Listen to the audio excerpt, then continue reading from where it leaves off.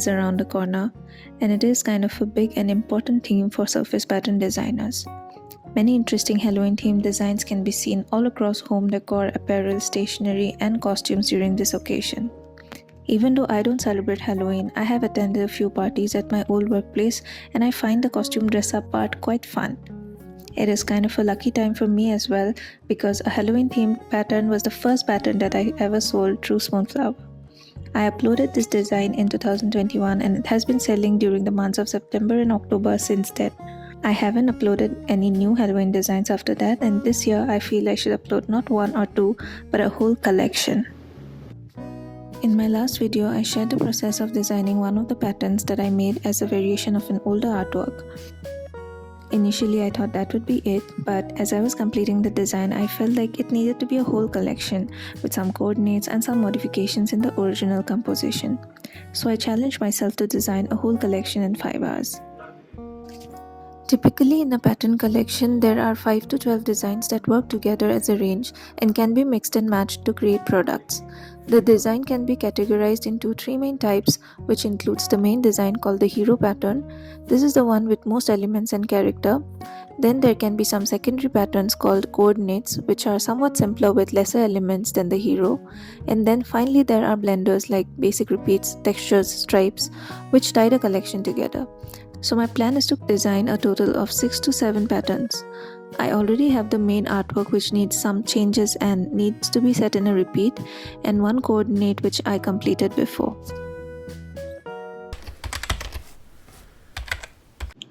I'm starting off with creating the variation of the hero pattern.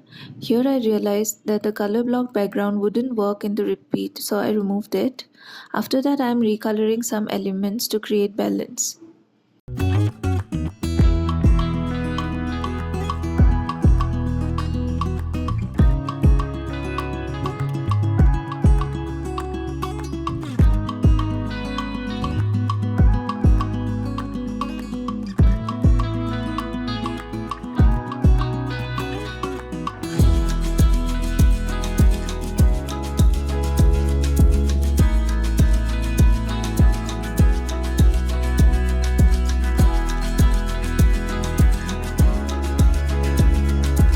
These mushrooms looked too heavy, so I thought of replacing it with other mushroom.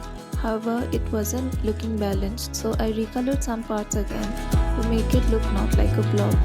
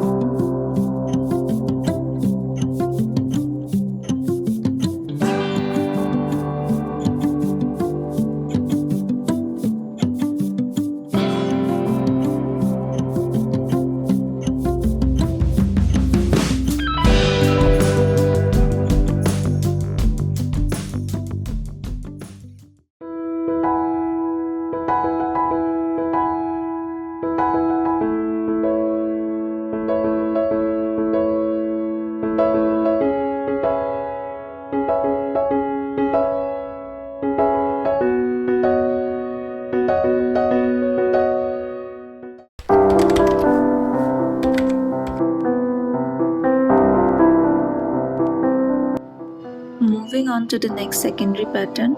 I feel there should be one without the moth, as the moth has been a central element for both the completed patterns. And now I want to try one with just the crows and snakes.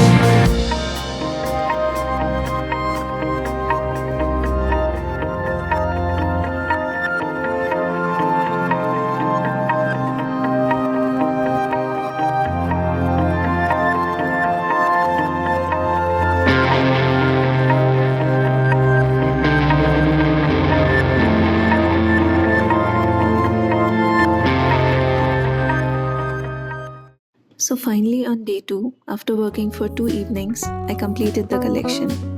All these patterns are now available on my Spoonflower page, and I'm so happy I could upload these in September.